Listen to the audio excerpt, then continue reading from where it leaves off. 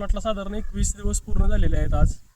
तर तुम्ही प्लॉट बघू शकता, प्लॉटची उंची पण बघू शकता कशी झालेली आहे. प्लॉटचं पूर्ण प्रॉपर एकदम सेटिंग झालेलं आहे. आपण या प्लॉटला आता सध्या जी खालची कराबलेली पानं आहेत ती काढून घेण्यास सांगितलं आहे, जेणेकरून याला मल्चिंग नाही.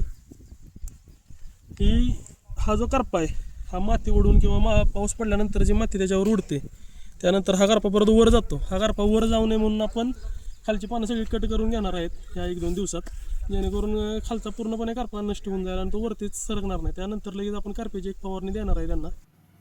आपण या टोमॅटोला सर्वात आधी मुळांच्या वाढीवरती जास्त भर दिलेला होता, जेणेकरून प्लॉटला आपण जे काही आपण खालून खतं वगैरे देणार आहेत त्याचा अपटेक झाडाला पुरेपूर व्हावा.